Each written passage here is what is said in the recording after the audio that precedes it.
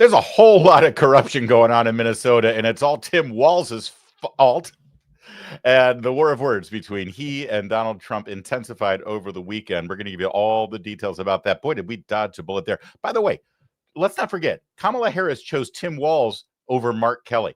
How absolutely humiliating must that be for Mark Kelly? And he's making up for it because now he's leading the seditious six in their diatribe against our military and against our president. And he tripled down on all of that jazz over the weekend. We're going to show you exactly how awful Mark Kelly is and what a duplicitous liar he is. And I got to hand it to Kristen Welker at Meet the Press. Actually asked a tough question.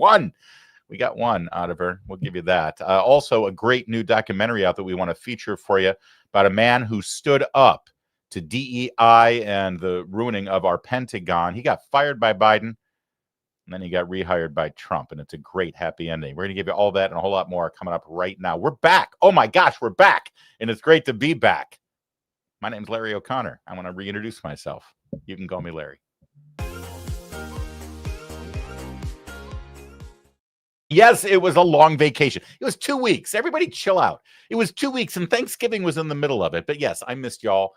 Y'all missed me, and I'm very happy to be back now all through the holidays. I don't think I've got time off scheduled. I mean, other than, Christmas, I don't have time off scheduled until like next September. Okay, so you're stuck with me. We're stuck with each other for many, many, many, many months. And thank you to Corey and Ganamort for filling in for me while I was gone. Don't forget to like this video. Let's get everybody back into the rotation, watching our show every single day here during the live stream or after the fact. You got to like us, and you got to leave comments right down below. Tell me, what did you have over Thanksgiving? White meat, dark meat? I don't want to inject race into the thing, but I want to know, what was your favorite over Thanksgiving?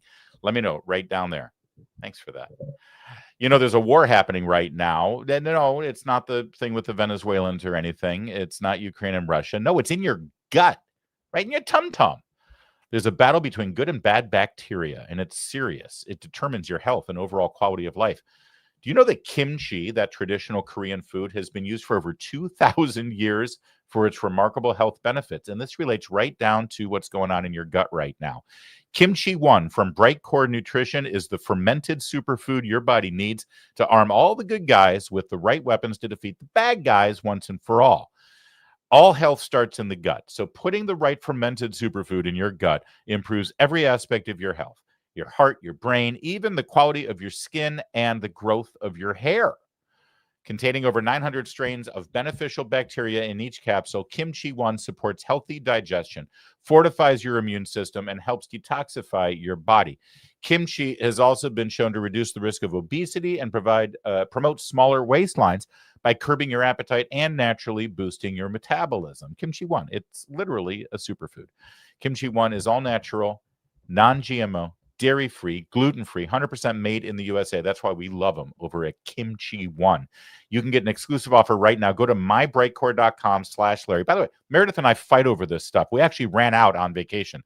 We took our Kimchi 1 with us on our vacation. We ran out. We had to fight over the last 3 doses. Use my code Larry for 25% off your entire order. Go to mybrightcore.com/Larry, 25% off. If you want a better deal, call my friends at Brightcore. Pick up the phone and call them and get up to 50% off your order and free shipping. You know how compelling this stuff is? My ex-wife called and got 50% off and free shipping. That's right. If I can convince my wife to try Kimchi 1, you should try it too. My ex-wife, both my wives, all my wives. I have a harem. Give them a call, 888-462-4779. It's good to be back. Tim Walz is a disaster. He's bad enough as the governor of Minnesota. Imagine if he were vice president right now, a heartbeat away from that cackling fiend, Kamala Harris. And then he would be the president. Outrageous. Even the New York Times is calling into question how he's governing that state with an expose that blows the lid off of corruption that he allowed to happen. It's unbelievable. It's a nightmare. And Trump is going after him for it. I want to show you Kristen Welker asking Tim Walz a question about this corruption, this scandal, the outrageous, horrible corruption that happened on his watch in Minnesota. Take a look at this grilling. Dozens of people of East African descent have been charged, convicted, and sentenced for stealing more than $1 billion in taxpayer money from government programs during COVID. As you know, Governor, that is more than Minnesota spends each year to run its Department of Corrections. So I want to give you a chance to respond to this. Do you take responsibility for failing to stop this fraud in your state? Well, certainly I take responsibility for putting people in jail. Governors don't get to just talk theoretically. We have to solve problems. And I will note, it's not just Somalis. Minnesota is a generous state. Minnesota is a prosperous state, a well-run state. We're AAA bond rated, but that attracts criminals. Those people are going to jail. We're doing everything we can. But to demonize an entire community on the actions of a few, it's lazy. He's so good. Again, I just want to repeat. The Kamala Harris had a choice between him and Mark Kelly, this degenerate Gollum-looking bald dude from Arizona. And evaluating both of them, Kamala Harris said, "Oh no, this is my guy. I want Tim Walz. Mark Kelly, not quite up to snuff." And by the way, she may be right. So let's just break this down for a second here. New York Times report. Again, you know what it takes to get the New York Times to report on corruption that focuses on a community of color, number one, a Muslim community, number two, an immigrant refugee community, number 3/4, an overwhelmingly liberal Democrat community, in an overwhelmingly liberal Democrat state that implicates a man who is in the short list for the presidential nomination for the liberal Democrats coming up in 2026. All those factors aligned tell you the New York Times ain't going to touch this thing, but even they felt compelled to report on this story. And that was sort of the permission slip for everybody else in the media. Oh, we can talk about this now? Because this is not a new story. This has been around for like 1.5 years now, 2 years. This is a corruption scandal that happened through the state's Health and Human Services Department and various other COVID-related programs that this guy instituted. And then nobody was watching the store. And then it was these Somali groups that ended up dipping into the public trough, stealing, I think it's billions of dollars now is the count. And oh, by the way, these groups also wrote little checks back to the Democrats. See, this is how it works. You know, we'll look the other way while you steal tax money and commit fraud, as long as you wet our beak a little bit and make sure we get our cut. And lo and behold, finally, eventually, it was just so blatant that even the state of Minnesota and eventually the New York Times had to blow the whistle. But let's just break this down quickly here. Tim Walz gets his chance to defend himself. Dozens of people of East African descent have been charged, convicted, and sentenced for stealing more than $1 billion in taxpayer money. Charged, convicted, and sentenced. So this is not speculation or anything. All right. And even a left-wing liberal Democrat jury in Minnesota convicted these people. But for some reason, I don't know if you picked up on it, Kristen Welker had to identify the racial and ethnic subgroup that these criminals belong to, as if that's relevant. Now, it turns out it is relevant. We'll get to that in a second because of where all this money went eventually. But apparently, that's the big problem for Tim Walz here. From government programs during COVID. As you know, Governor, that is more than Minnesota spends each year to run its Department of Corrections. So I want to give you a chance to respond to this. Do you take responsibility for failing to stop this fraud in your state?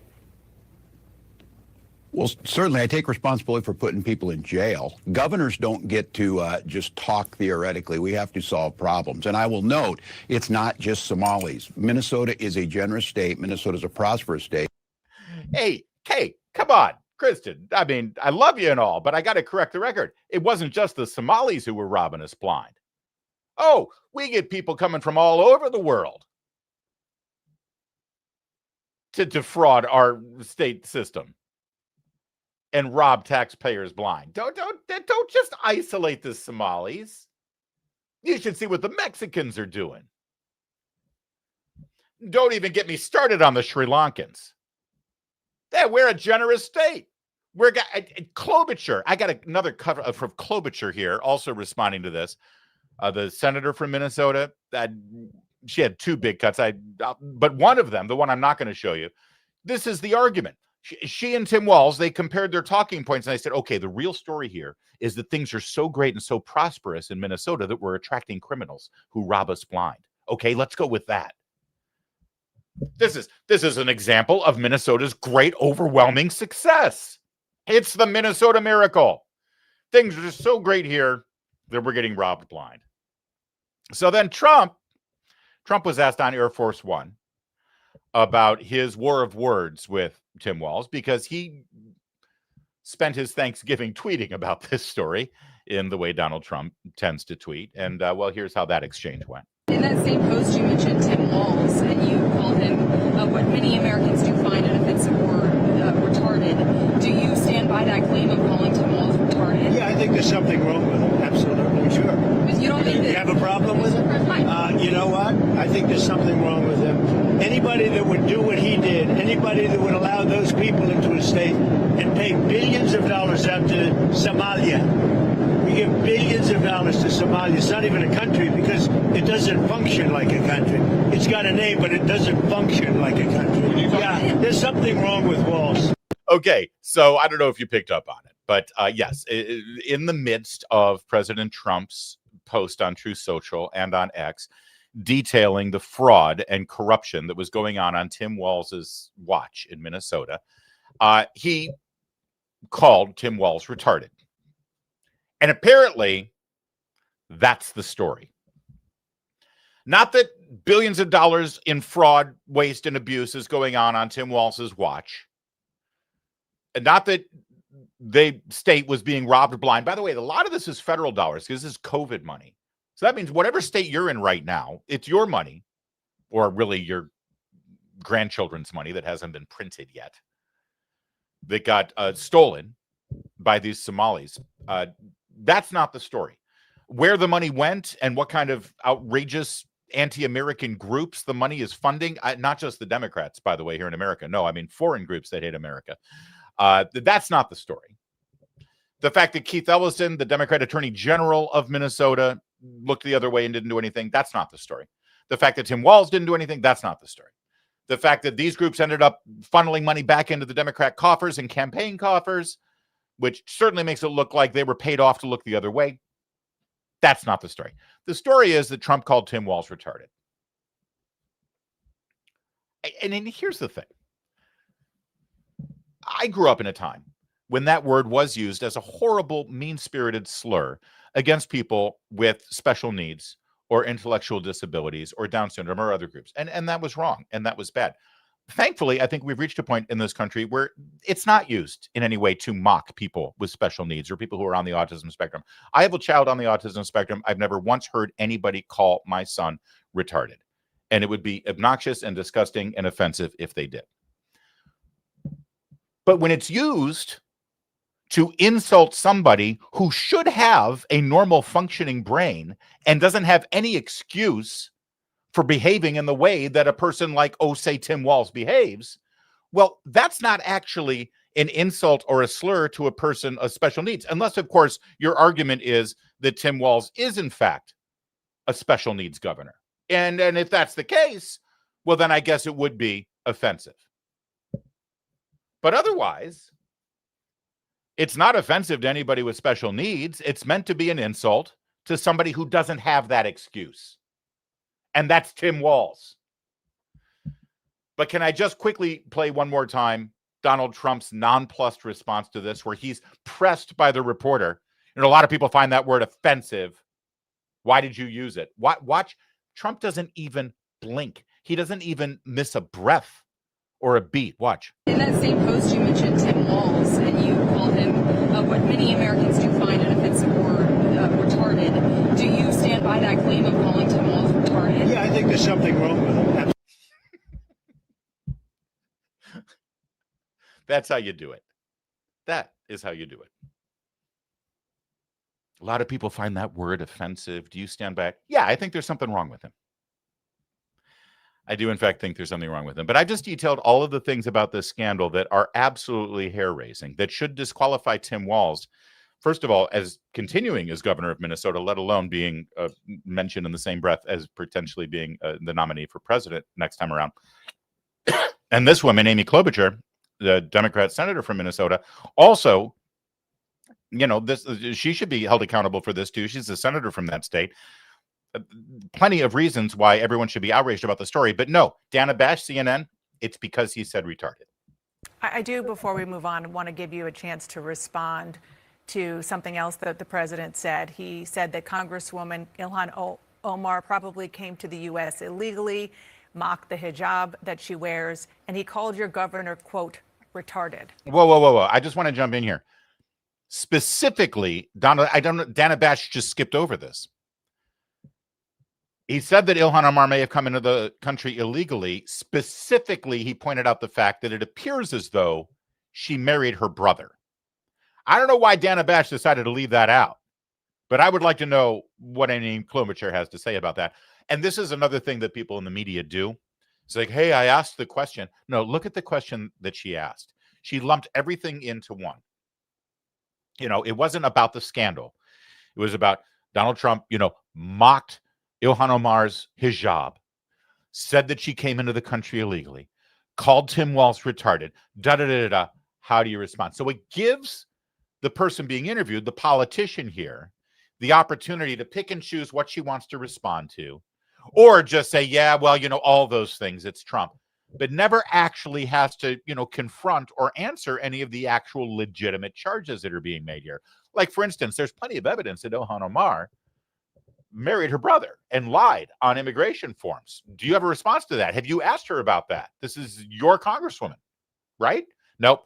See, if you don't ask the question that way, and you just give this long litany of things, oh, here goes Trump again, then it gives Amy Klobuchar the opportunity to be able to just deflect and dodge and say whatever she wants to attack Trump instead of addressing the issues. And then, of course, it gives Dana Bash the opportunity to say, well, I'm really fair and balanced reporter because I asked the question. I had her respond to it. No. We see right through you, Dana. These words shouldn't even be repeated by anyone, much less a president of the United States. Again, he goes after people because they look different than him. He goes after our governor and uses a slur that, by the way, has now led a legislator in Indiana who has a kid with disabilities to say that he's not going to vote with him on the redistricting vote in Indiana. These are the kinds of things he does. And they try to tear people apart, but as we saw from the midterm elections, it's not working. People look at their grocery bills, they know who to blame.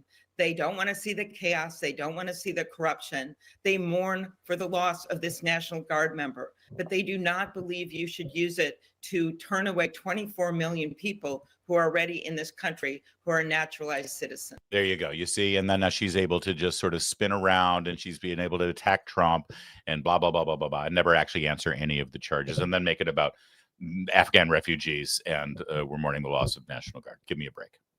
It's offensive. It's disgusting. It's typical. And that's what Democrats do and their friends in the media do. Trump, in the meantime, back on Air Force One, specifically asked about Ilhan Omar. He's not afraid to talk about the details of Ilhan Omar's situation and the nightmare that's going on in Minnesota and whether she should remain there or not, and how the Somali community specifically in that area is linked with this corruption and following the money, the kind of groups that got funded. We'll show you what a whistleblower is saying about that in a second. Here's Trump, though. Your administration made a lot of moves throughout the last few days after we know that Afghan national is the suspected shooter of these National Guardsmen. Yeah, people that shouldn't be in our country this way. So you announced that asylum. And that includes Somalians and it includes plenty of others. How long does your administration plan to pause asylum into the U.S.? I think a long time. Can you give any kind of time? We don't want those people. We have enough problems. We don't want those people. Is that a year, 2 years? No time limit. And then but it could be a long time. You said that we don't want those people. You understand that? I understand. You understand it? I understand. Who are you with? I'm with News Nation. So Okay, my News name's Nation. Lindsay. News Nation. Great. Let me just tell you something. We don't want those people. Does that make sense? You know why we don't want them? Because because many of them are no good, and they shouldn't be in our country. What do you mean by those people? Can you The people from different countries that are not friendly to us, and countries that are out of control themselves. Countries like Somalia that have virtually no government, no military, no police. All they do is go around killing each other. Then they come into our country and tell us how to run our country. We don't want them. What are you talking about? You got to talk up. She said how many countries? Is there a list? Well, I guess we gave you 19, right? And it's probably more than that. Is that what you mean when you mean third world countries, those 19? No, I don't think they're all third world, but in many cases they are third world. They're not good countries. They're very crime-ridden countries. They're countries that don't do a good job. They're countries that don't register from the standpoint of success. And we, frankly, don't need their people coming into our country telling us what to do. When you talk about I'm talking about like Somalia, where you have a congressman goes around telling everybody about our Constitution, and yet she supposedly came into our country by marrying her brother. Well, if that's true, she shouldn't be a congressman, and we should throw her the hell out of our country. That would be throw her the hell out of the country would be the statement about Ilhan Omar. All right, so now let's just pause for a second here and recognize what we've got with President Trump. We had a member of the National Guard murdered, and another second member of the National Guard from West Virginia who's clinging to life today. Young woman, teenager still, out of high school, joins up. She got deployed. And anyone who works or lives or spends time in Washington, D.C. will tell you the National Guard has made this town better, made this town safer, made it more livable. They've helped the law enforcement do a much better job. They've been an asset. It's been fantastic. She was murdered.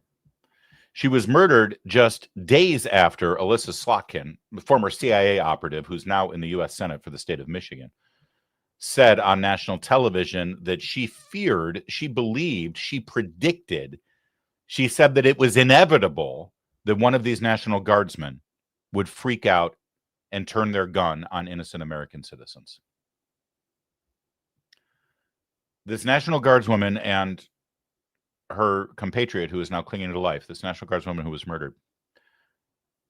murdered just days after Mark Kelly and the other 5 of the seditious 6 made that video ad suggesting that the military were war criminals, that members of our military were executing illegal orders from the president, and that they should be held accountable. And now you've got 2 soldiers, one clinging to life and one dead. And I'm here to tell you that Mark Kelly and his political rhetoric, the senator from Arizona, they are responsible for that violence. Now, you may think that that's too much, Larry. That's going overboard. That's outrageous. You can't say that sort of thing. They have the freedom of course they have freedom of speech, but they also have to be held accountable for the repercussions of the words that they choose to use, especially when you're a responsible person like a senator, like Mark Kelly is. And here's the thing. These are the rules. These aren't my rules. I didn't make up these rules. I don't like living by these rules, but the fact of the matter is, if you utilize political rhetoric that inspires or is even tangentially connected to, or if I, as a political pundit and observer, can link your rhetoric to a violent act, well, you're guilty. You have to take the blame. I learned this rule in 2011 because in Tucson, Arizona, in 2011, Congresswoman Gabby Gifford was shot in the head by a guy named Jared Loughner. He was a lunatic. He was nuts. He was crazy.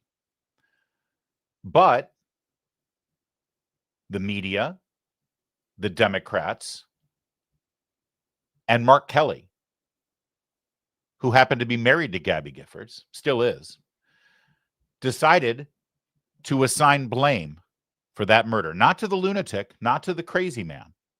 They decided to blame Rush Limbaugh and Sarah Palin and Glenn Beck and Andrew Breitbart and the Tea Party movement. They decided that they were all responsible for this lunatic who was not acting politically in any way whatsoever, who was nuts, who is insane.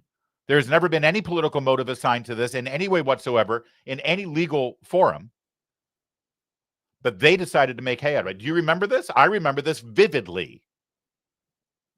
because they wanted to use that shooting as a political weapon. And I hated it at the time. But you know what? Those are the rules. These are the rules that Mark Kelly decided to make. Mark Kelly, whose wife was shot in the head, and they decided to blame conservative media and the Tea Party movement for his wife getting shot in the head. Then Mark Kelly rode the fame of that violent act to the United States Senate. And now it looks like he wants to be president of the United States. So that's one way to address these things. And Mark Kelly, of course, immediately starts raising money off of it. Meantime, we have Donald Trump. So what do we have with Donald Trump? Donald Trump finds out the details behind the killing of this National Guardsman. It turns out it's an Afghan refugee, one of the tens, if not hundreds of thousands that were jammed onto planes to fly from Afghanistan to cover up for the fact that Joe Biden had a disastrous pullout of the Afghan war. It was a nightmare. It was horrific. It was a disaster. And the only way they could change the narrative during that horrible news cycle in August of 2021 was to start airlifting tens, if not hundreds of thousands of Afghans here to America. And we were promised that they were all being vetted. And now we find out this guy is one of those refugees, clearly not vetted very well, absolutely radicalized, whether he was radicalized by the Taliban in Afghanistan or he was radicalized here in America because he watches MS Now and CNN. I don't care, Margaret. He's been radicalized.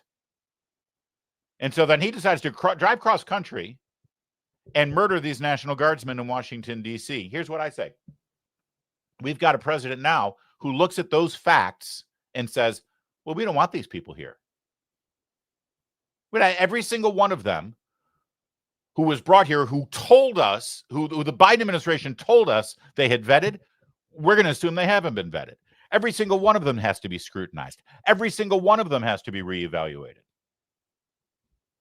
That's what you've got with Donald Trump. And apparently, based on today's headlines, based on the commentariat on cable news and on broadcast news and on New York Times, Washington Post, and anywhere else in Washington, D.C., the problem here is the guy who's looking at the facts on the ground saying, well, clearly these people haven't been vetted, and we're going to revet them all. And if they don't pass the test, they're going to get sent back home. And that's the problem? He's the problem? All right, listen, he's going to do that. I think that's the smart way to go. I think it's time to reevaluate all of these refugees, people who clearly come here and then start chanting from the river to the sea, Palestine must be free. They start, burning bonfires on college campuses and flying terrorist flags. And the next thing you know, they're elected mayor of New York. Or they start killing National Guardsmen. By the way, this is like the third or fourth incident of an Afghan refugee. The whole I don't really care Margaret thing from J.D. Vance, that was in response to a guy who was planning a terrorist attack in Oklahoma who was one of these Afghan refugees. There was also a guy in Fairfax, Virginia, who opened fire on a Fairfax police officer during a traffic stop. Once again, same age range, same part of Afghanistan. Also, by the way, they all seem to have some connection to CIA operations in Afghanistan. That's a remarkable coincidence. And Donald Trump says, enough. How many more of these instances do we have to see before we start saying, let's evaluate them? And then when you add the Somali story to it, that's what you see. And that's what you get. And with Donald Trump, he's actually seems to be taking the approach that would protect the American people and reevaluate people who clearly don't want to be here. Or if they do want to be here, they want to do things that will harm Americans.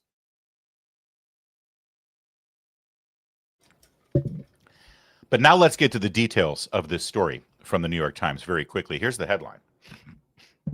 Again, I can't reiterate enough how remarkable it is for the New York Times to cover this story. Dragged kicking and screaming. How fraud swamped Minnesota social services system on Tim Walz's watch. Tim Walz in the headline for the New York Times.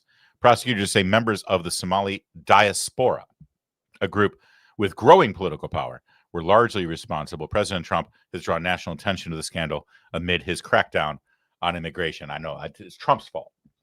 Trump's fault for drawing attention. Yeah. So Trump's implicated here because he's saying, hey, look at what we all can see. Hey, everyone, look at this thing that you can't unsee. that's truthful and factual and happening. How dare you? Our friend Dustin Grage, who writes at Town Hall and focuses on Minnesota corruption stories, picked out this damning quote. No one was doing anything about the red flags. It was like someone was stealing money from the cookie jar and they kept refilling it.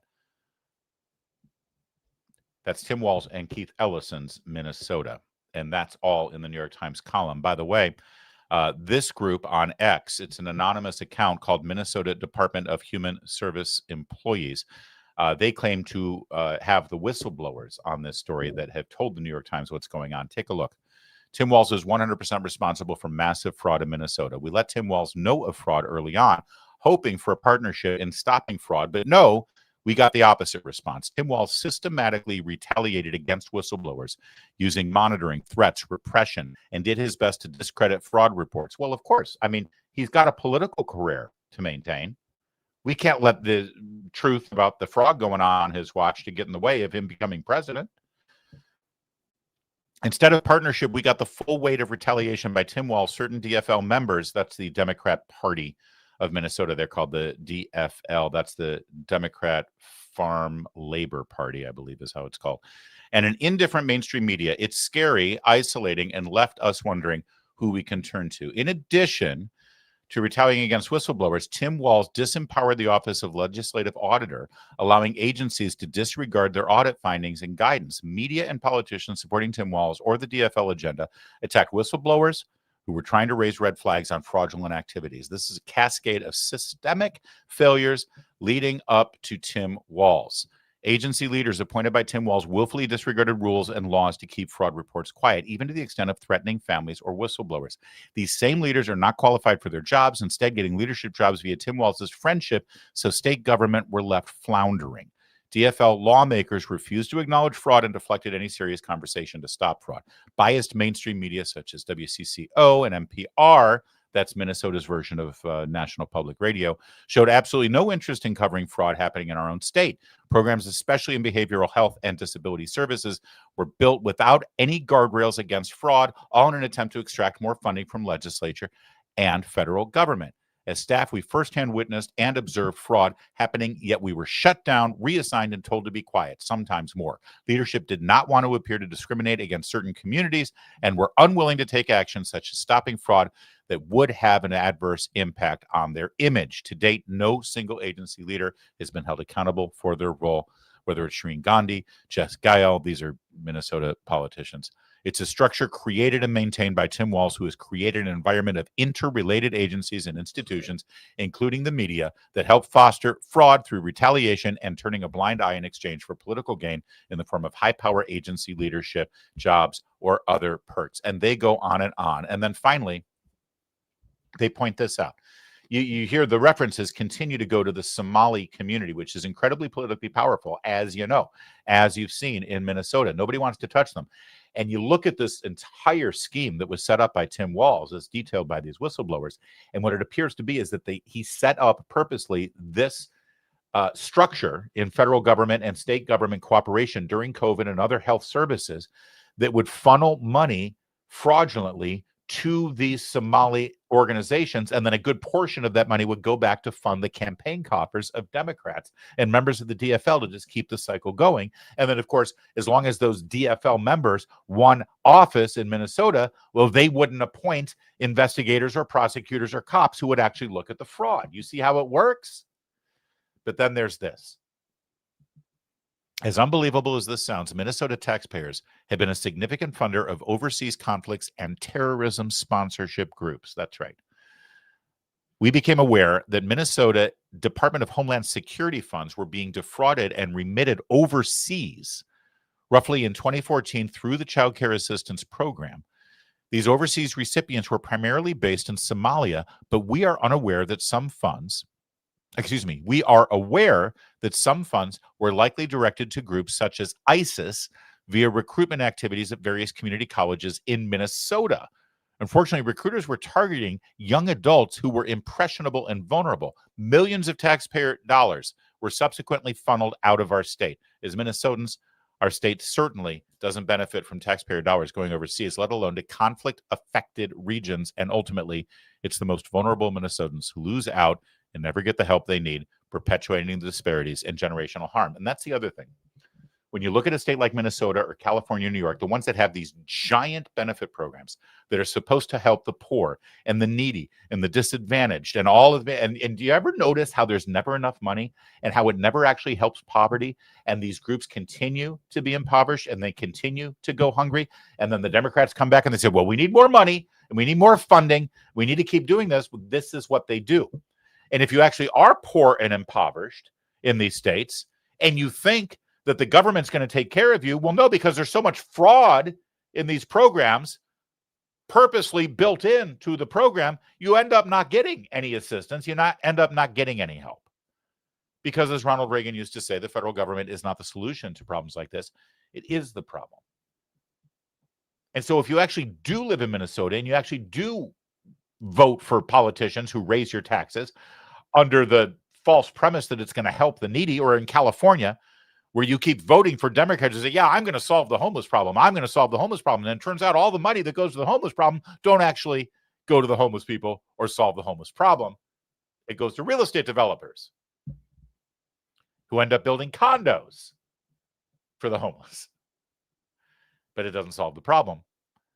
Well, then you end up, I would think, recognizing that the more you continue to vote for these people and the more you continue to fund these programs, the worse the actual crisis gets. I hope at some point people reach that breaking point, and then they can go one way or the other. They can either decide, okay, enough with these people. This is outrageous. This is despicable. This is awful. This is fraudulent. We got to go a different way. Let's try some new ideas and maybe get some conservatives in there that will use free market principles to solve these problems, and maybe use private charities to solve these problems. Or you just go full Marxist. And they say, okay, these problems are unsolvable based on the system that we've got, so we need Zoran Mamdani to just come in here and instill Cuba-like solutions. That's one way to go too. Hopefully, before voters in America go that direction, they actually stop for a moment and take a look at Cuba or Beijing or read some history about the Soviet Union and recognize that that doesn't solve the problem either. But that's where we are in Minnesota right now.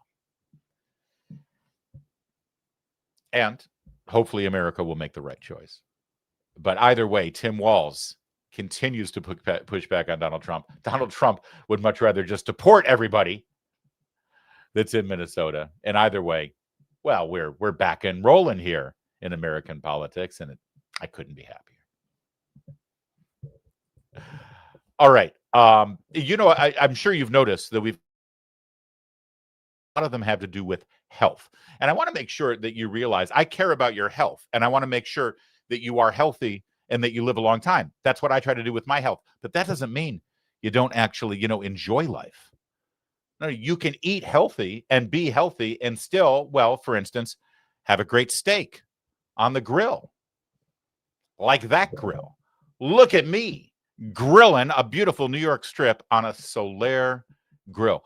This is like grilling a steak on the surface of the sun. This is the hottest grill I kid you not, before I threw that steak on there, we were measuring over 1,000 degrees Fahrenheit on that grill. And that's how you want a steak. You want high, intense temperature on the outside of that steak, get that beautiful crust going. And then, you can put it on the rack up above there if you want to just cook the inside if your steak is super thick, and make sure you reach the right temperature. For me, it's about 128 degrees on the inside.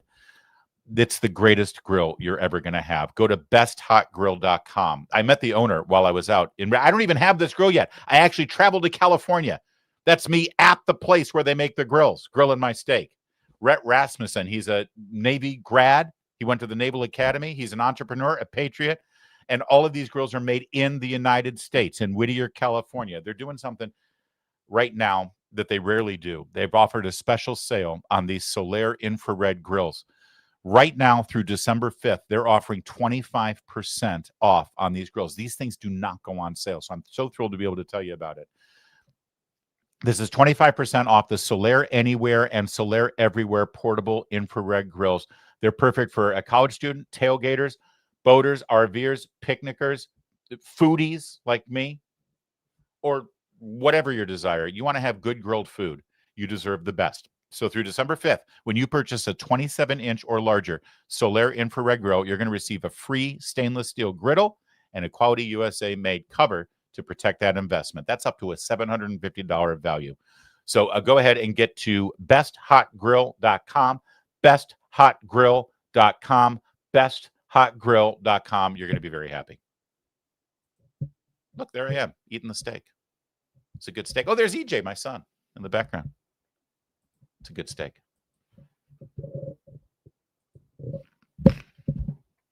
Mark Kelly was an astronaut. He was a captain in the United States Navy. He's now a senator. But the most important thing you need to know about Mark Kelly is that he's running for president. And like any Democrat running for the nomination for president, he has to be shameless. And he has to be willing to do or say anything to raise his profile and to raise money. And boy, is he ever doing that. You already know about the Seditious 6 video that he spearheaded along with Elise Slotkin, encouraging members of the U.S. military to defy orders. They're sowing confusion into the ranks of the United States military, suggesting that President Trump is delivering illegal orders to them. But then when charged on that, when pressed on that, saying, I'm sorry, are there illegal orders that we should know about? You're a senator, you can do something more than just, run an ad. Maybe if you're a U.S. senator and Donald Trump has issued an illegal order, you should, say something about it. And the entire response from these jokers is, oh, I'm not saying, I'm just saying. But I'm not saying, I'm just saying. I'm just saying, but I'm not saying. That's it. They've got nothing. They have no example. So now watch Mark Kelly yesterday legitimately asked a couple of tough questions from Kristen Welker, but she still let him off the hook. But take a look at him responding now to this latest bogus anonymously sourced story that suggests that when the Secretary of War, Pete Hegseth, gave an order to SEAL Team 6 to kill people in a boat, that the first strike apparently, allegedly, anonymously sourced, hypothetically, didn't kill everyone in the boat. And so then the SEALs came back around and made sure everybody was dead. And we're told now that's a war crime.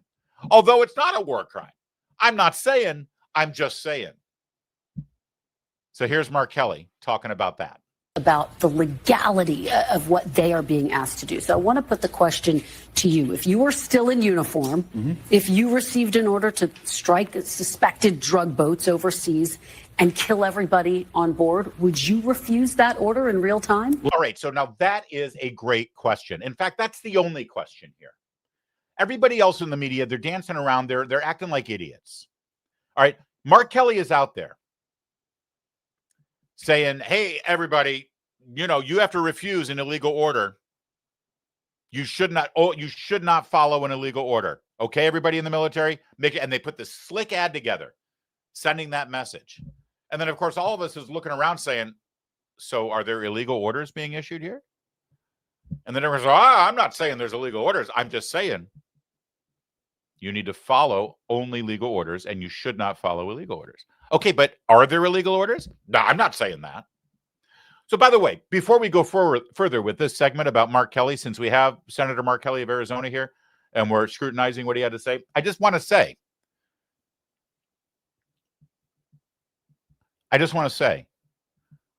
that pedophilia is horrible, despicable, immoral, evil, and illegal. All right? And anybody involved in abusing a minor, a child, especially children with disabilities, they're horrible people, and it's absolutely, completely illegal. It should not be done. When we talk about Mark Kelly, I just feel compelled to say that. Okay? I'm not saying Mark Kelly is guilty of any of the things that I just laid out. I'm just saying that since we're talking about Mark Kelly, I should just remind everybody that abusing children sexually and otherwise, terrible, horrible, illegal. Please, if you're aware of that, and by the way, if you are aware of Senator Mark Kelly or any member of the Senate engaged in those behaviors, you should go to the authorities and you should let them know that that's happening. I'm not saying that I know that that's happening.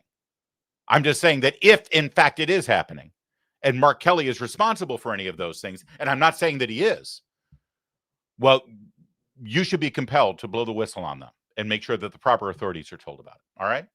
Okay, I just want to make sure that I was clear on that. Okay, so the question to Mark Kelly is, if you're in the military, you're ordered to fire on these gunboats, do you follow that order?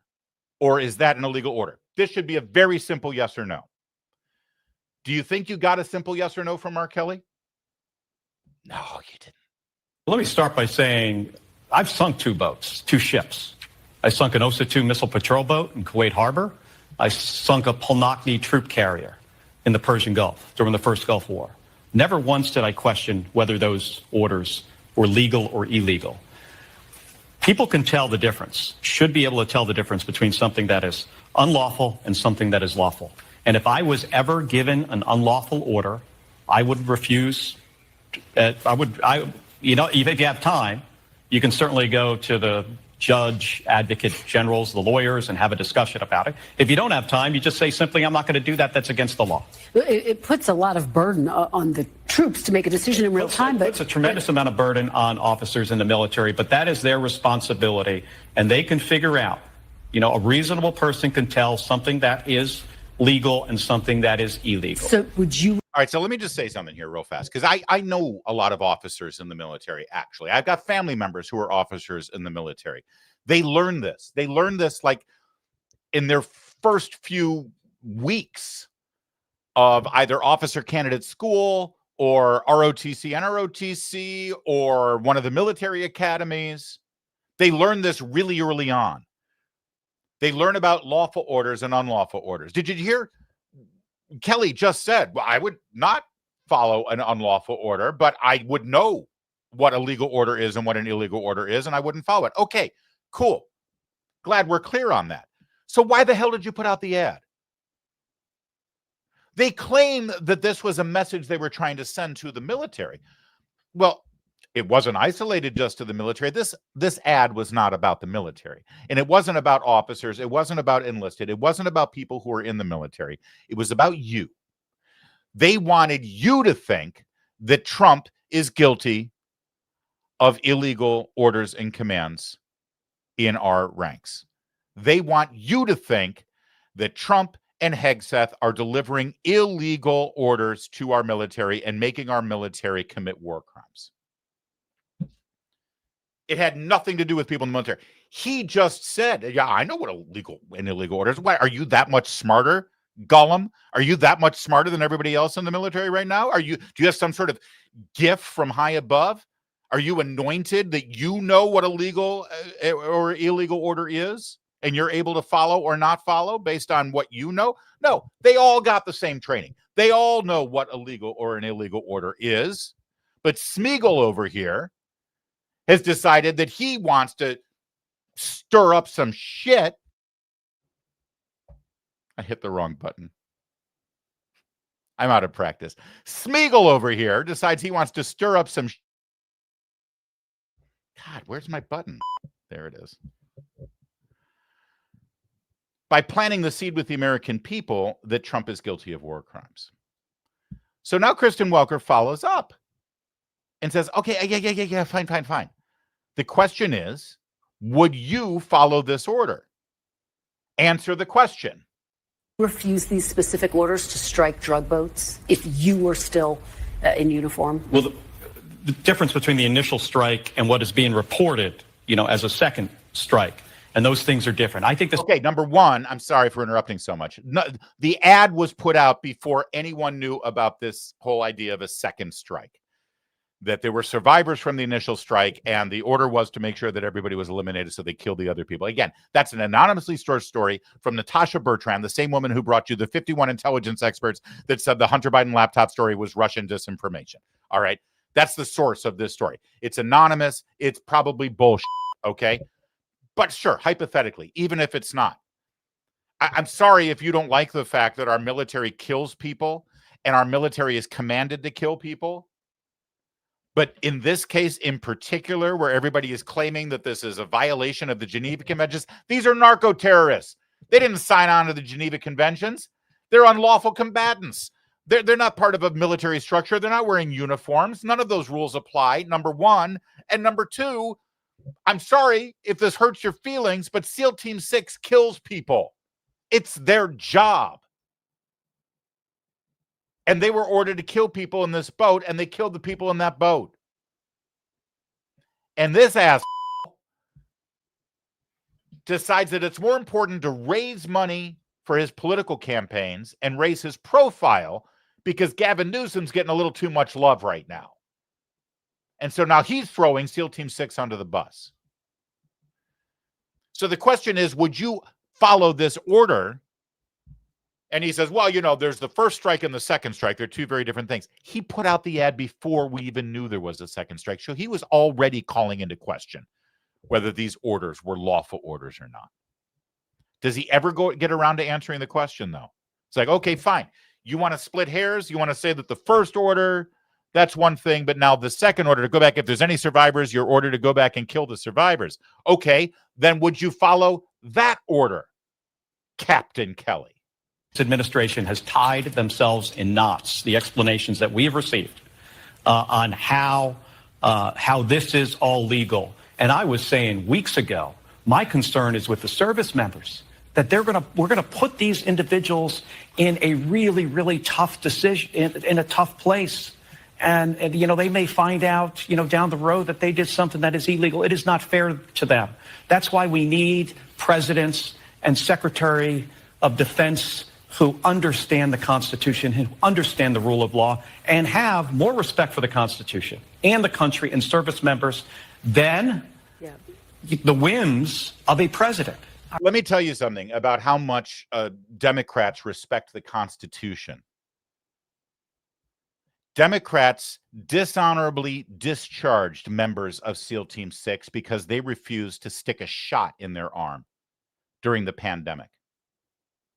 That was unlawful. That was unconstitutional. That was illegal. Oh, we respect the Constitution, not like these Trump people. They literally discharged members of the military, including the SEALs, because these young men in peak physical condition didn't want to take the COVID shot. And so they kicked them out of the military. And you're going to stand there and you're going to lecture me about the Constitution?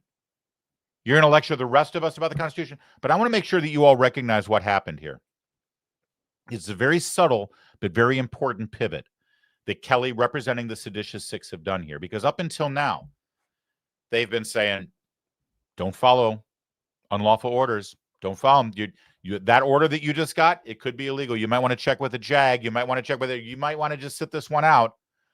So up until now, the message has been to slowly undermine the chain of command in the military and to plant seeds in members of the military that they might not be getting lawful orders and lawful commands. Okay, that's one thing. But now listen to this if you missed it. This administration has tied themselves in knots. The explanations that we have received on how this is all legal. And I was saying weeks ago, my concern is with the service members, that we're gonna put these individuals in a really, really tough decision, in a tough place. And, you know, they may find out, you know, down the road that they did something that is illegal. It is not fair to them. There it is. Did you catch it? Now they've upped the ante a bit. Now Mark Kelly, representing Slotkin and all these other seditious 6, have put out their video. Now they've changed the message a little bit more. Hey, guys, just so you know, this Republican majority in the Senate, it's not going to last forever. Next president in the White House might be a Democrat, might be me even. Sure would be a shame for some order that you follow right now ends up a couple of years from now getting scrutinized and investigated, and it turns out you broke the law. This is the most despicable, demeaning, destructive kind of rhetoric you will ever hear from a politician. And he wants to be your president. He's raising money off of this. So then Trump was asked on Air Force One about this anonymously sourced, I believe, bogus story about this second strike. That, they were told to kill everybody in the boat. 2 people survived. And so they went back and killed those 2 people. It's outrageous. That sort of thing should never happen in a war. So he was asked about it, and here's what he said. On the Venezuela boat strike, if there were a second strike that killed the people in the first strike, are you thinking that would be illegal? I don't know that happened. And Pete said he did not want them. He didn't even know what people were talking about. So we'll look into it. But no, I wouldn't have wanted a second strike. The first strike was very lethal. It was fine. And if there were two people around, but Pete said that didn't happen. Does that mean I have great confidence. You saying there's no second strike? I don't know. I'm going to find out about it. But Pete said he did not order the death of those two men. Do you have any All right, so it's hard to hear, so I'll jump in here. What he's saying is Pete said that didn't happen. I have great confidence in him. Don't try to divide us.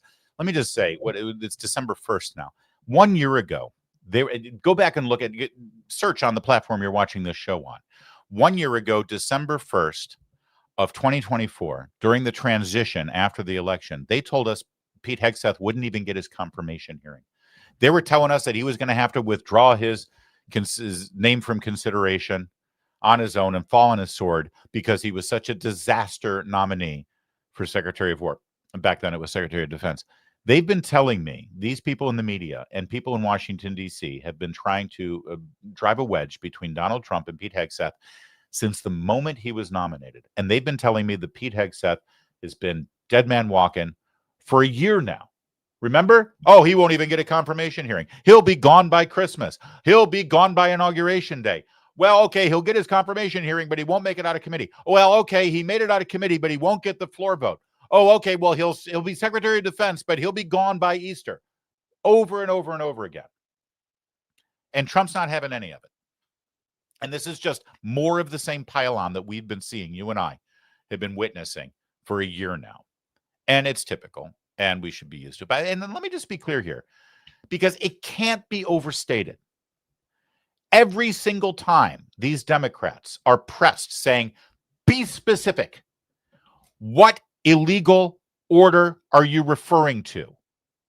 And now they've got a perfect hypothetical. Even in this case, even in the case of this anonymous story, where it said, okay, allegedly there was a strike called on this narco-terrorist boat. 2 people survived, and then the SEAL team was called back to kill the 2 survivors. Is that an example of an illegal order? And even then, Mark Kelly couldn't say definitively, yep, that's right. That's exactly what we're talking about. So in other words, they got nothing. They got nothing. Elise Slotkin, the CIA agent, when asked specifically about what kind of order she's talking about, what was her answer? It is very clear that no one should follow an illegal order, but it's very murky when you look at what is an illegal order. And if you go into morally, ethically, that's a pretty tough thing to look at and say, how do I navigate this? Look, if you're going back to Nuremberg, right, that, well, they told me to do it, that's why I murdered people, is not an excuse. If you look at popular culture, there's like, you watch, A Few Good Men, like we have plenty of examples since World War II. There you go. When asked to give an example, the best she could do was Nazis in the Holocaust death camps and Aaron Sorkin's little fever fiction, A Few Good Men. You're damn right I ordered the code red. That's it. Those are her examples. The Nazis and A Few Good Men. And let me just be clear here, because I haven't seen anyone. I was on vacation, yes, but I was watching a lot of commentary on this. This is the takeaway you have to have from all of this. From Mark Kelly to Slotkin to the members of the media who are carrying their water and making excuses for this crap. The only takeaway of all of this is these people have such a low opinion of our United States military. They hated the fact that we had the big parade celebrating the 250th anniversary of the Army. Remember, they derided that. They hated that. They don't like seeing celebrations of the military. They don't like the flyovers. They don't like any sort of emphasis and focus and celebration of U.S. military might. And now they're really showing their true colors. When you say that the military might need to determine what is a legal or illegal order, what exactly are you talking about? Well, Nazi death camps. That's what they think of our military. They think that members of our military need a 30-second ad by a bunch of blue sky Democrat senators telling them, make sure you don't go along with the death camps. And while you're at it, make sure you watch A Few Good Men. It's a really good documentary about illegal activities in the Marine Corps. That's what they think of our military. That's how low their opinion is of the members of our military. And that's the best they could do. So then Kelly gets another chance. Dana Bash over on CNN, she tries her best to prop him up. You mentioned that Pete Hegseth should be held responsible. You mentioned that you would not answer the call if you were ordered to do this. That was the gist of the video that you and 5 other members of Congress, who all served in various capacities in the military, put out there. You said, our laws are clear, you can refuse illegal orders. That video, I don't need to tell you, sparked a lot of outrage from the administration. Yes, they launched. Raised me a lot of money. Raised me a ton of bucks. I put out lots of emails. I'm making the money out of it. Thank you very much. And I'm rising in the polls. Have you noticed? Launched an FBI investigation. Has the FBI knocked on your door yet? Have they asked? Well, first, let me start by saying we said something very simple and non-controversial, and the President of the United States said, hang them, execute them, prosecute them. In my case, Secretary Hegseth said, prosecute him under the Uniform Code of Military Justice for, by the way, reciting the Uniform Code of Military Justice. It's obviously ridiculous. I'll do what Dana Bash didn't do. Senator Kelly, Donald Trump did not say to hang you. That's just not true. That was a great opportunity for Dana Bash to real-time fact-check her guest. You know, the kind of thing they always do to Democrats or Scott Jennings when he's on. Okay, go ahead, Kenneth. But this is an attempt to silence me, to get me to not hold this administration accountable. We have a president who doesn't understand the Constitution, who installed an unqualified Secretary of Defense. I cannot think of a Secretary of Defense in the history of our country that is less qualified than Pete Hegseth. He should not be in this position. He should have been fired after Signalgate, and now he should be fired again for this, if this is accurate. So he's not going to get me to back down. But what he is doing is sending a very chilling message across our entire nation, not only in the military, but the civilian workforce. Who's going to speak up and say anything if they see something that's unlawful or see something waste, fraud, and abuse? Why would anyone speak out if they can go and try to prosecute a U.S. senator? Is it happening? Well, I don't know. I mean, I was notified. I was notified about this through a tweet, the same tweet that you saw. And that demonstrates how unserious this administration is. They care more about the publicity about this than the process or the law. I haven't been notified by the Navy. By the Navy or the FBI? So no court-martial? We got something from the FBI, but the thing we received. You see that? Do you see what happened there? I haven't been notified by the Navy. Okay, well, the question was the FBI. Oh, yeah, we got something from the FBI. But see, I am outraged about this, and I'm disgusted by it. And it's dangerous, and it's awful, and it's despicable, and it's demeaning and destructive to our military. But I'm trying to temper myself. Believe it or not, what you're watching right now is me being tempered. Because here's the bottom line. When I saw that ad, the only thing I could think of is one thing, and that is they want us at each other's throats. This is, I mean, the fact that Alyssa Slotkin, the CIA operative, was one of the spearheaders behind this tells you everything you need to know. This is what, if you were with the CIA and you were trying to drag down a foreign country, if you were trying to put through a psychological information operation in a foreign country and undermine the strength of their military, undermine the chain of command, undermine the democratically elected government, and make the people of that country at each other's throats and warring with each other to undermine morale and confidence in that country, this is exactly the kind of thing you would do. This is textbook what you would do. And whenever you were called on it, you could say, "Oh, well, we weren't doing that. We were just quoting the Uniform Military Code of Justice. We were just saying that nobody should follow an illegal order. That's all we were saying. Why are you reading so much into this?"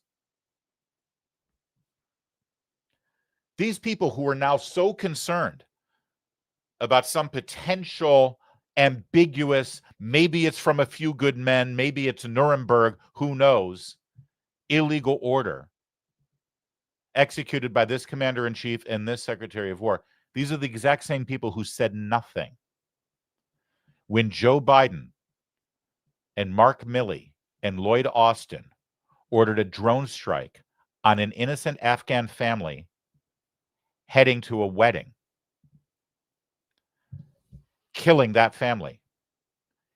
And we were told at the time that that drone strike was against the terrorists who executed the Abbey Gate attack on our military. That they won't call a war crime. That they say, well, you know, just a casualty of the fog of war, you know, that's just collateral damage. Sorry about that. They needed to change the subject after the Abbey Gate terror attack. They sent a drone strike with bad intel on an innocent family going to a wedding in Afghanistan, murdering the family. But they want to call an attack on narco-terrorists a war crime and call into question Pete Hegseth and President Trump's ability to run our military. And not to mention the fact that the Obama administration ordered drone strikes killing American citizens overseas who had signed up with ISIS. Say what you will. I mean, frankly, I think if you throw down with ISIS and you join the enemies, you sort of run the risk of being killed by the American military. But they were still American citizens.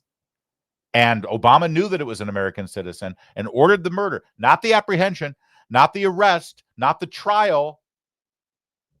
He ordered the murder of an American citizen. But these guys didn't say anything. He's a hero. So spare me. Spare me the grandstanding. Spare me wrapping yourself up in the Constitution and the flag and your uniform. But by the way, if you think he can't get any more shameless, if you think Mark Kelly can't pander to his Democrat base any further in his pathetic attempt to gain notoriety, increase his standing in the polls, and raise money for his presidential campaign in 2028, you're wrong, my friend. Because of course he had to inject race into this.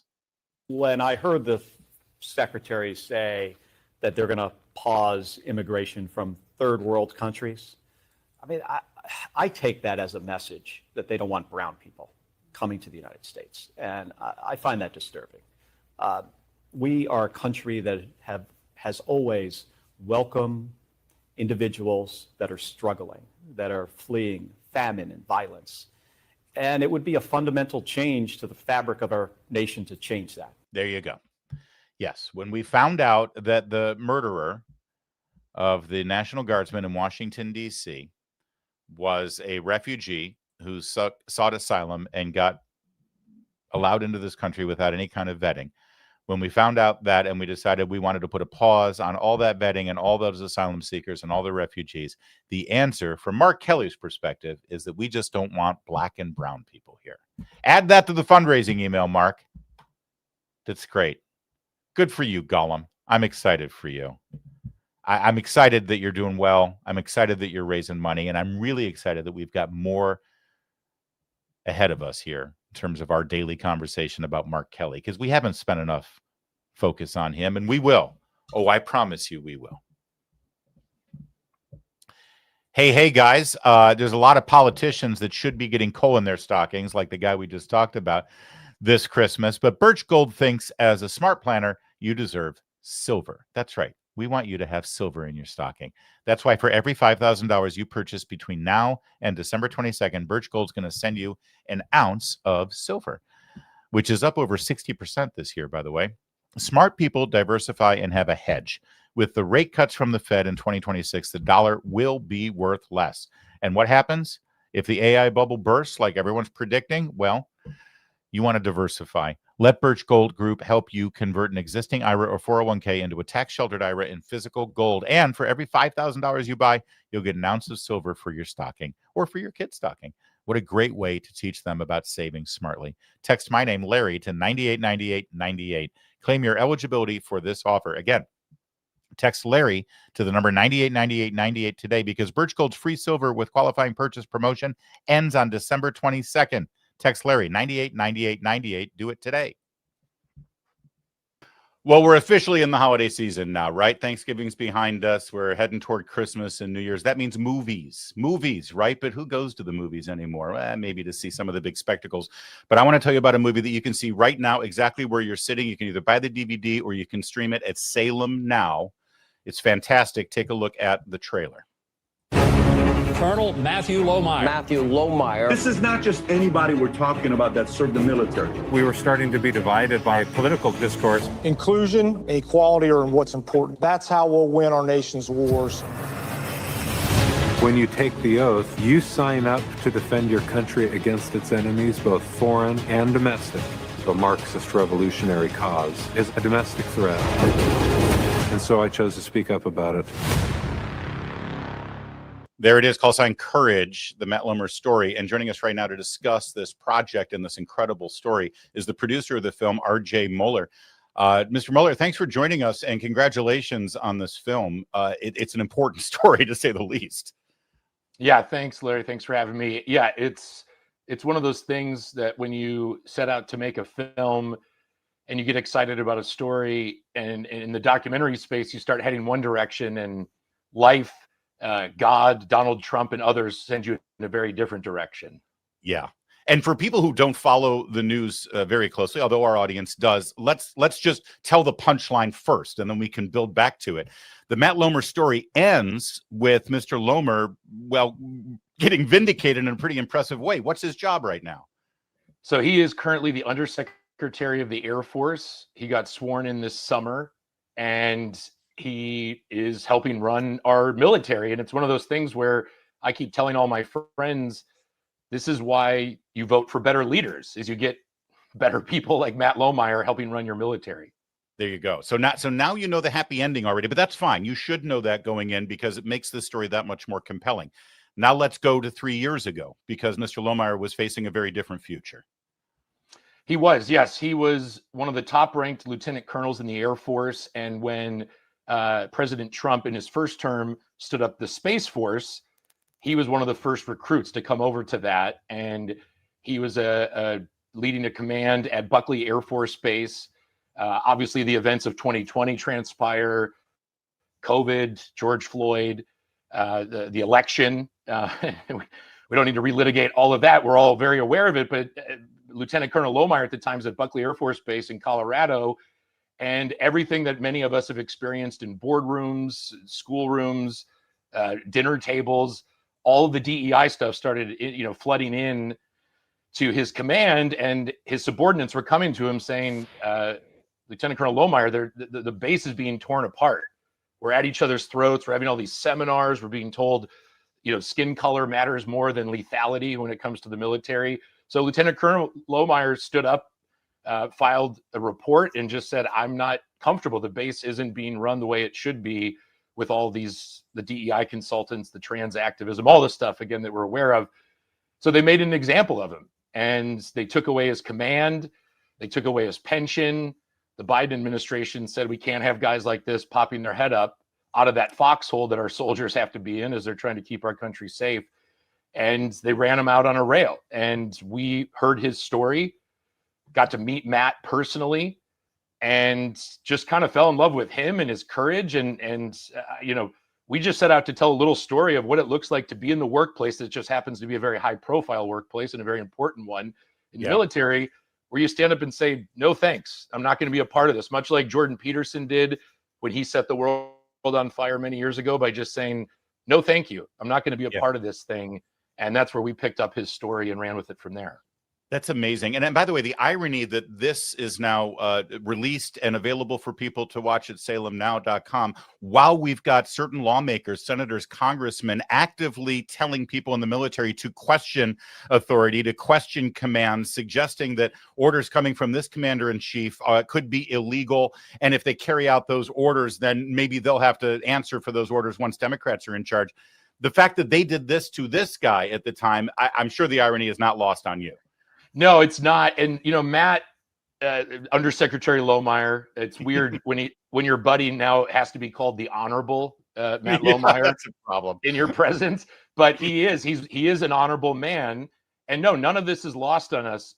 Matt followed the letter of the law. He followed procedure. He's a Boy Scout. He's a good soldier. He served for over 15 years, went to the Air Force Academy. As you'll see in the film, we really try to unpack what makes a guy like this tick. Where did he come from? What were his parents like?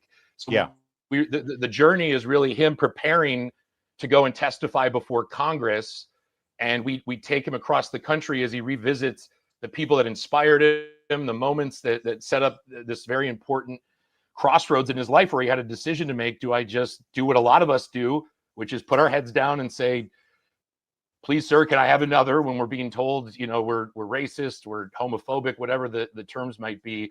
But yeah, he followed the letter of the law, stood up, procedural, everything was above board, and they ran him out on a rail. And now we have members of Congress saying, disobey, which is the very thing he didn't want to do and was the thing he was punished for, doing the proper way. So yeah, it's madness. Yeah, if anybody knows the military, especially over the course of the last 10 years, and I didn't serve, but I have family members who are currently active duty, and they all say the same thing about Space Force. If you were tapped, like Undersecretary Lohmeyer was at the time, to be a part of that new formation of Space Force, you were the best of the best. You were the elite of the elite. That's what's going on in Space Force right now. All the funding, all of the attention, all of the focus on this new branch of the military. So he obviously was a cut above. How exactly did he break any regulations? Did he go public? Did he leak anonymously to the media? Did he, do a Hannity interview or something? How did he object? Did he do it properly and through the proper chain of command? Yeah, everything was done above board. He reached out to his commanders. He filed a report with the Inspector General. Again, everything he did with a clear conscience and within the letter of the law. What they didn't like was, to your point, one of our best and brightest. And as you saw from the trailer, and anyone who watches the film at salemnow.com, he looks like John Hamm meets John Wayne.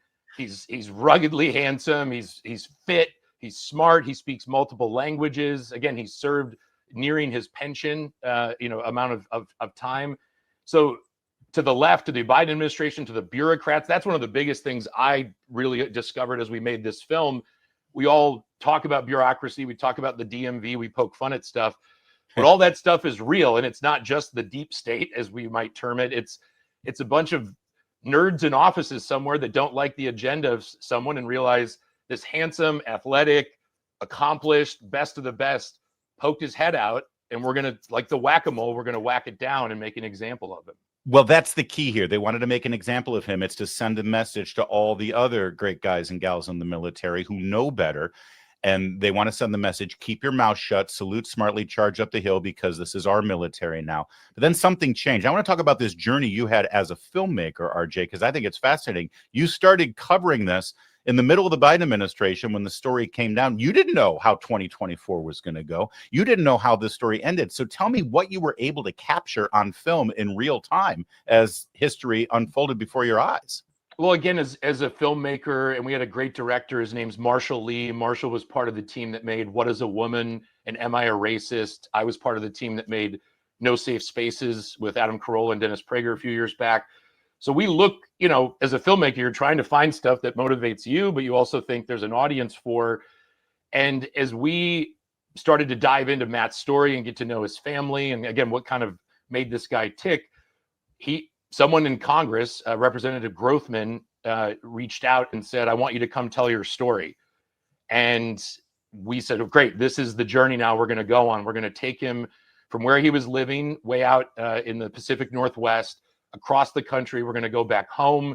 We're going to meet the folks. We're going to see what inspired him to join the Air Force to begin with. And then as we started to piece this together, other friends and voices and influences in his life, including a woman named Xi Van Fleet. I don't know if you remember that name, Larry. Oh, of course. Oh, Xi Van Fleet she's originally from China. She lives in Northern Virginia, Loudoun. I cover her all the time here in Washington, D.C., because she constantly warns about the creep of socialism and communism that she saw in China really infiltrating here in the United States. Yeah. So as we were telling this story, again, to your point, we didn't know how the election was going to go. So for us, it was like, we kept joking and saying, this is the project that officially gets us on an FBI watch list while we were making the film. But we start meeting people like Xi Van Fleet and these other heroes that in her case actually lived through this sort of stuff, the Cultural Revolution, and fled that. We said, we've got to go to certain, let's say, stations of the cross on this journey. And one of them was going to George Floyd Square. So we took Matt and Mrs. Van Fleet to where this all really began. As you know, anybody over the age of 10 knows, that moment changed things irrevocably. And for Matt, he said the moment the Floyd situation happened, everything changed on his base. So we took him and Mrs. Van Fleet to George Floyd Square. We walked it, we filmed it. Ultimately, we culminated out in your neck of the woods, out in the DC area. And we did a few interesting things. One was Matt, one of his mentors, is a retired admiral who's from the South. And Matt is, you know, like me, a Yankee from the North and was living up in Idaho. And so we brought these two warriors to the battlefield at first Bull Run and had them walk the battlefield and talk about what does it look like when a country's actually torn apart. And we don't have to look elsewhere. We have our own nation's history to look at. And ultimately things culminate with Matt testifying before Congress. And along the way, again, we realized more and more that men like Matt are important. And no matter what happened in 2024, we needed to chronicle what this guy did. And really, for our children's and our children's children's sake, we want to be able to say, like you, I never served. I have a brother who did, grandpa, all that sort of stuff. But it was like, this is our act of service to say, thank you for what you do. And when someone brave puts their head out of that foxhole and gets whacked down, the rest of us have to come and rally around that person. Yeah, and I gotta say, as you explain how you put together this film and tell this story, RJ, I gotta say it's obvious that this man's story is a microcosm of all of the insanity we lived through in that era.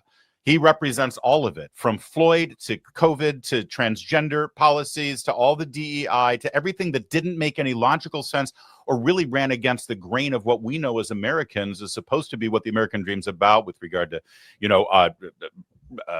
actually performance and sort of being, accountability for our actions and judging people by the content of their character and all of those things that we were raised with.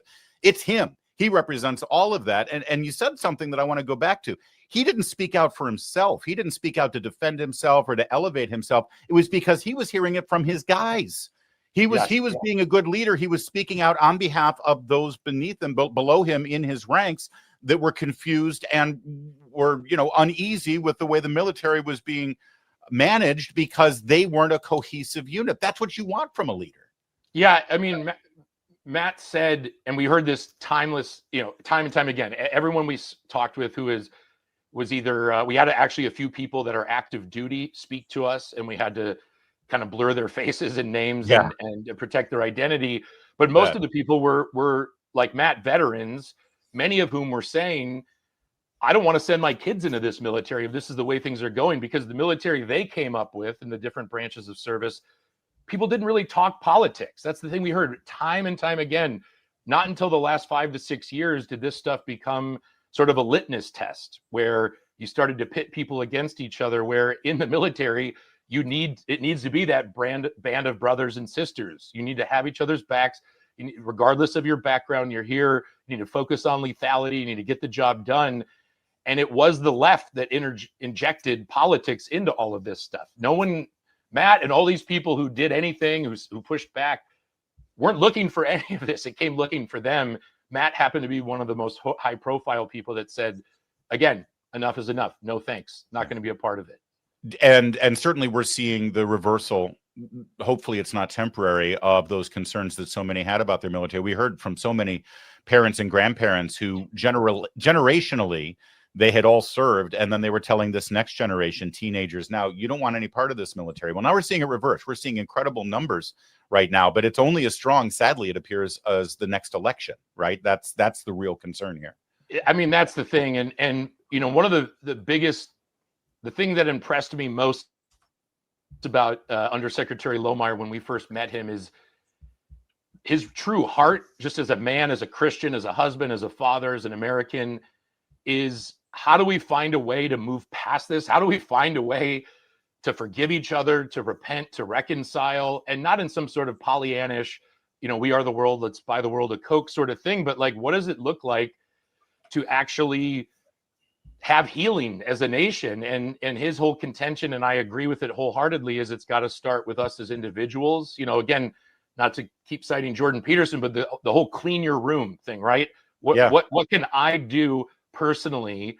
Another project I worked on recently is based on Rod Dreher's book, Live Not by Lies, which was a chronicle of people of faith that survived Russian communism in the 20th century.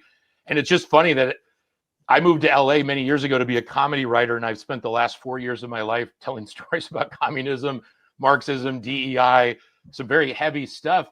But in the middle of that was some light, and the light came from men and women like Matt Lohmeyer and G. Van Fleet and others who said, the only thing we have is the truth. The only thing we have is our own honor and our own credibility. And if we can't speak truth, or at the very least not go with the flow when lies are being told, we truly are lost. So I was so inspired to be around these people who just said, in my own little way, some are high profile. A lot of people we talk to, no one's ever going to know their name other than their own, you know, family and community.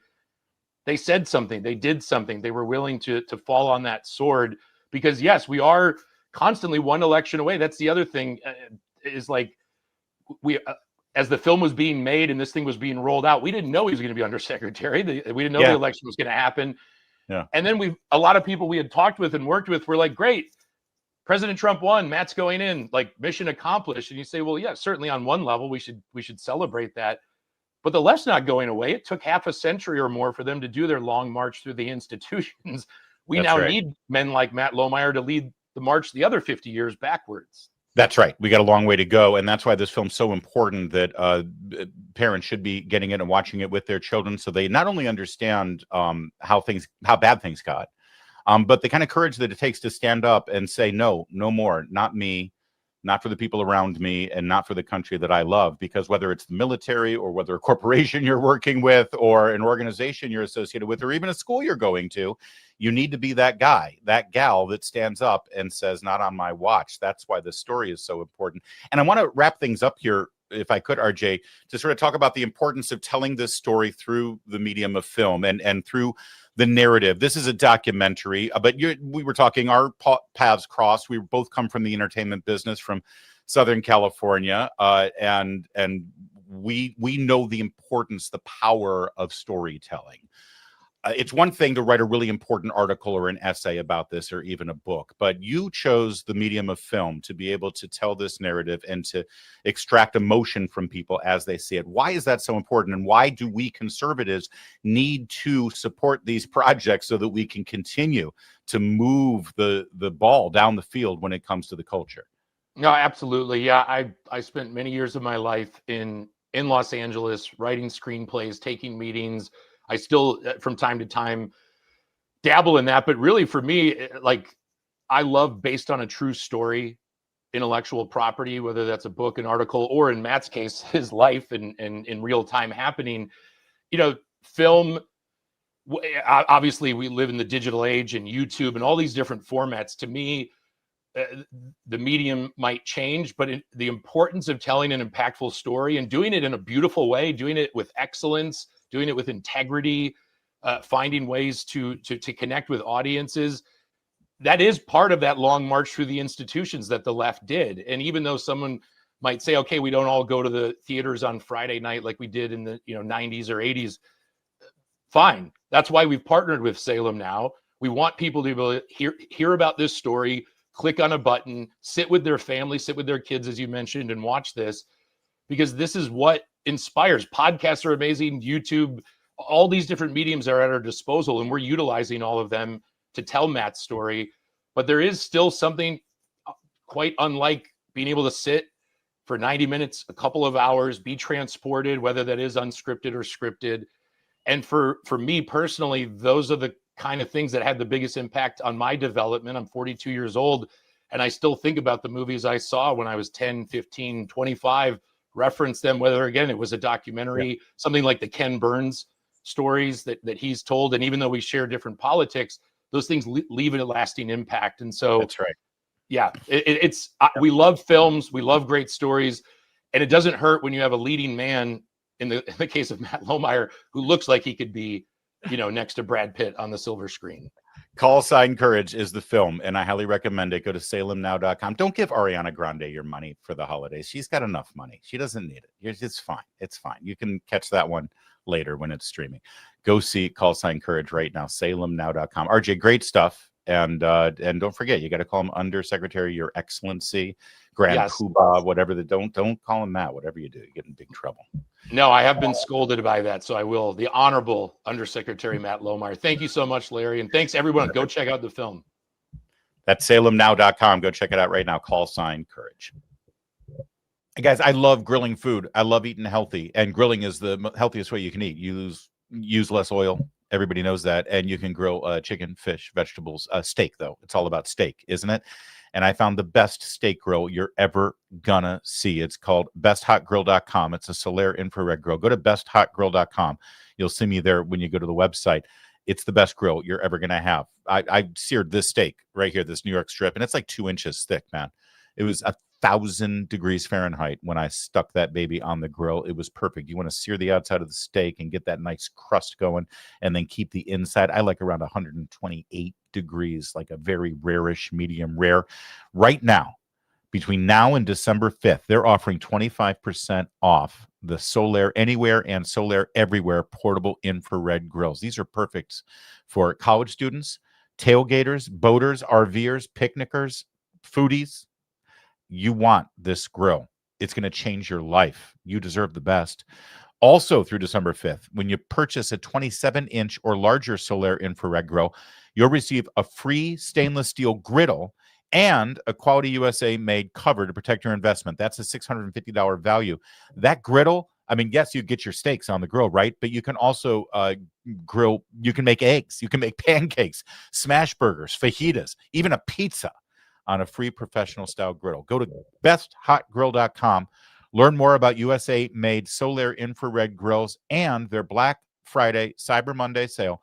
That's besthotgrill.com. Buy Solaire infrared grills on sale only through December 5th. Go to besthotgrill.com. If you love America and you love steak, you want to go to besthotgrill.com. All right, that's a wrap for today's show. It was an epic one, a long one, but I had a lot on my mind since I've been gone for 2 weeks. Thank you guys for being here after such a long break. Did you love Corey and Ganamort filling in for me? He was phenomenal. He's fantastic. You'll be seeing more of Corey and my colleague Chloe quite a bit more here on this channel and their own channels. But let's get to your super chats if we could.